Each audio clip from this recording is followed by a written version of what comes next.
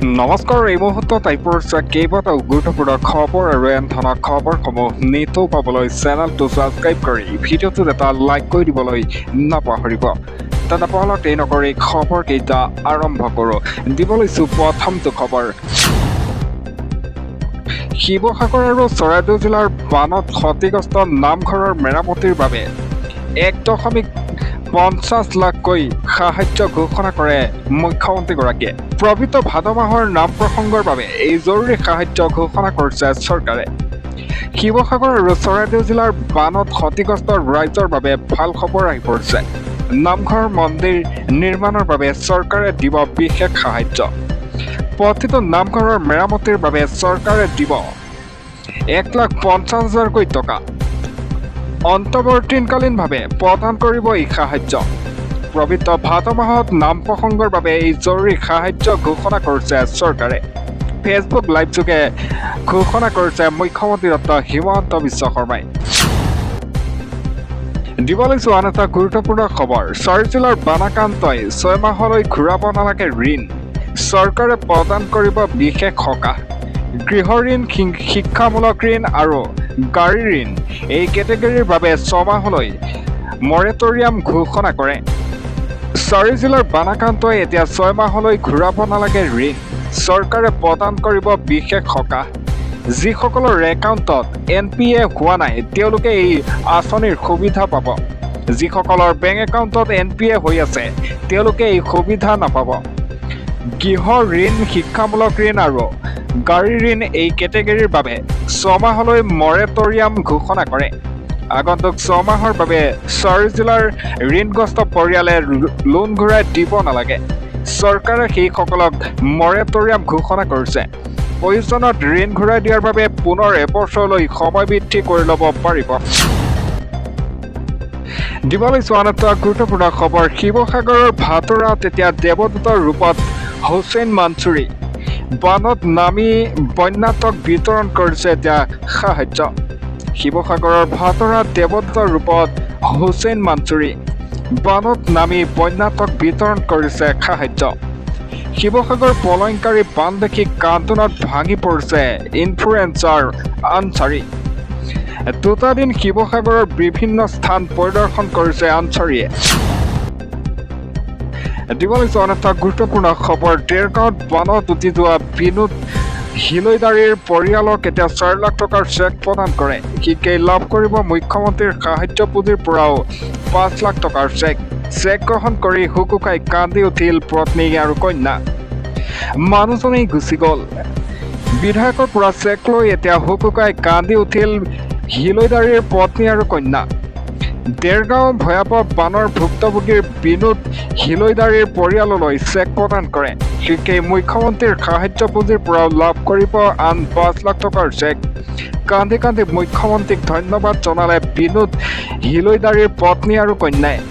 শীঘ্ৰেই মুখ্যমন্ত্ৰীৰ সাহায্যৰ পুঁজিৰ পৰাও লাভ কৰিব 5 লাখ টকাৰ চেক।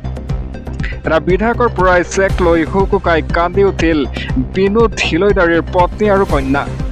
দেৰগাঁৱত ভয়াৱহ বানৰ ভুক্তভোগী বিনোদ হিলৈদাৰীৰ পৰিয়ালক লৈ চেক প্ৰদান কৰে বিধায়কগৰাকীয়ে। চৰকাৰৰ হৈ বিধায়ক মৃদুল কুমাৰ দত্তই পৰিয়ালটোৰ হাতত প্ৰথম পৰ্যায়ৰ 4 লাখ টকাৰ চেক প্ৰদান কৰে। শীঘ্ৰেই মুখ্যমন্ত্ৰীৰ সাহায্য পুঁজিৰ পৰাও লাভ কৰিব এতিয়া 5 লাখ টকাৰ চেক। দিব লৈছোঁ আন এটা ব্ৰেকিং নিউজ। হঠাৎ দিনতেই আন্ধাকাৰ হৈ পৰিছে আকাশ। প্ৰান্তে প্ৰান্তে ধাৰাসাৰ বৰষুণ। 1 আগষ্টলৈকে অসমত প্ৰচণ্ড বৰষুণৰ সম্ভাৱনা। বান বিভীষিকাৰ মাজতেই ৰাজ্যবাসীলৈ ডাঙৰ সতৰ্কবাণী। হঠাৎ দিনতেই আন্ধাকাৰ হৈ পৰিছে আকাশ। প্ৰান্তে প্ৰান্তে ধাৰাসাৰ বৰষুণ। বান বিভীষিকাৰ মাজতেই ৰাজ্যবাসীলৈ ডাঙৰ সতৰ্কবাণী। 1 আগষ্টলৈকে অসমত প্ৰচণ্ড বৰষুণৰ সম্ভাৱনা। অসমৰ লগতে উত্তৰ পূৰ্বাঞ্চলতো হ'ব পাৰে ধাৰাসাৰ বৰষুণ। বতৰ বিজ্ঞান কেন্দ্ৰই জাৰি কৰিছে সতৰ্কতা।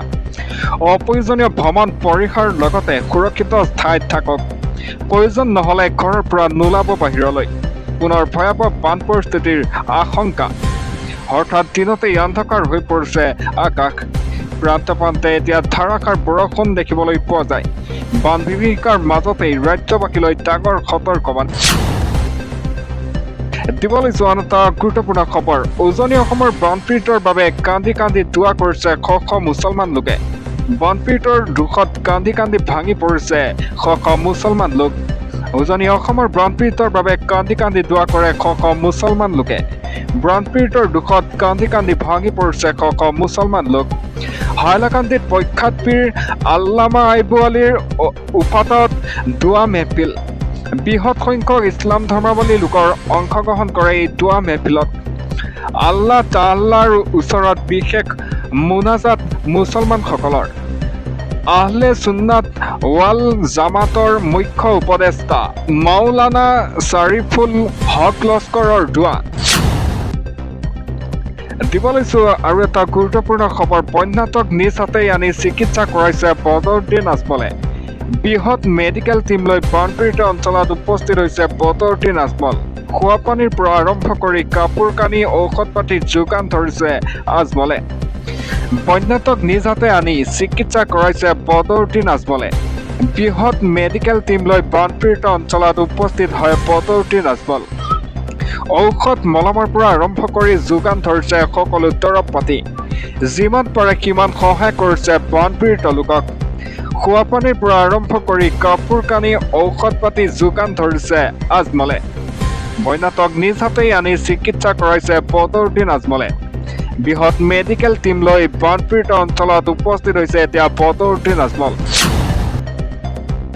দিবলৈ যোৱা আন এটা গুৰুত্বপূৰ্ণ খবৰ বানপীড়িত ছাত্ৰ ছাত্ৰীৰ কাষত ৰাজ্য চৰকাৰৰ বিনামূলীয়া পাঠ্যপুথিৰ বিতৰণে পুনৰ শিক্ষা পথ মুকলি উজনি অসমৰ 1.5 লাখ শিক্ষাৰ্থীৰ বাবে 9 লাখ বিনামূলীয়া পাঠ্যপুথি প্ৰেৰণ কৰিব উজনিৰ বানপীড়িত ছাত্ৰ ছাত্ৰীৰ বাবে ৰাজ্য চৰকাৰৰ বৃহৎ পদক্ষেপ শিৱসাগৰ চৰাইদেউ যোৰহাট জিলাৰ ছাত্ৰ ছাত্ৰীক প্ৰদান কৰা হ'ব বিনামূলীয়া পাঠ্যপুথি প্ৰায় 1.5 লাখ ছাত্ৰ ছাত্ৰীৰ বাবে 9 লাখৰ অধিক কিতাপ প্ৰেৰণ কৰে 7 সপ্তাহৰ জৰিয়তে বানপীড়িত শিক্ষাৰ্থীৰ মাজলৈ যাব এই কিতাপ প্ৰথম শ্ৰেণীৰ পৰা দ্বাদশ শ্ৰেণীলৈকে সকলো ছাত্ৰ ছাত্ৰীক প্ৰদান কৰা হ'ব বিনামূলীয়া কিতাপ বিনামূলীয়া পাঠ্যপুথিৰ বিতৰণ কাৰ্যসূচীৰ শুভাৰম্ভ কৰে শিক্ষামন্ত্ৰী ৰণোজ পেগুৱে প্ৰায় 1.5 লাখ ছাত্ৰ ছাত্ৰীৰ বাবে 9 লাখৰ অধিক কিতাপ প্ৰেৰণ কৰা হয় 7 সপ্তাহৰ জৰিয়তে বানপীড়িত শিক্ষাৰ্থীৰ মাজলৈ যাব এই কিতাপ কানি দিবলৈছো আৰু এটা গুৰুত্বপূৰ্ণ খবৰ এটা ব্ৰেকিং নিউজ আহি পৰিছে হস্পিটেলৰ পৰাই ৰিলিজ পোৱাৰ পিছত সোনম ৱাংচুকৰ প্ৰথমটো ভিডিঅ' মোদী চৰকাৰৰ প্ৰশংসাত পঞ্চমুখ হৈছে সোনম ৱাংচুক ধন্যবাদ জনালে মোদী চৰকাৰক মোদী চৰকাৰৰ প্ৰশংসাত পঞ্চমুখ সোনম ৱাংচুক হস্পিটেলৰ পৰাই ৰিলিজ পোৱাৰ পিছত সোনম ৱাংচুকৰ প্ৰথমটো ভিডিঅ' ভাৰতীয় ৰেলৱেক লৈ মই অত্যন্ত গৌৰৱান্বিত ৰেল সেৱা পৰিৱৰ্তন দেখি অত্যন্ত আনন্দিত লাডাখৰ সমাজকৰ্মীজন ৰেলৱে উন্নত সেৱাক লৈ আনন্দ আৰু গৰ্ব প্ৰকাশ কৰে ৱাংচুকে ৰেলৰ সফলতাৰ বাবে মোদী চৰকাৰক ধন্যবাদ জনাই আহ্বান জনাইছে সোনম ৱাংচুকে ৰেলৰ দৰে দেশবাসীক দিয়া বাকী প্ৰতিশ্ৰুতি পূৰণ কৰক চৰকাৰক বাকী প্ৰতিশ্ৰুতিসমূহ পূৰণ কৰিবলৈ বিশেষ আহ্বান জনাই ৱাংচুকে সোনম ৱাংচুকৰ প্ৰশংসাসূচক ভিডিঅ'য়ে সামাজিক মাধ্যমত লাভ কৰিছে ব্যাপক চৰ্চা এটা সোনম ৱাংচুকৰ দৃষ্টিভংগীক সমগ্ৰ দেশজুৰি নেটিজেনসকলৰ প্ৰশংসা মোদী চৰকাৰৰ প্ৰশংসাত এতিয়া পঞ্চমুখ হৈ পৰিছে সোনম ৱাংচুক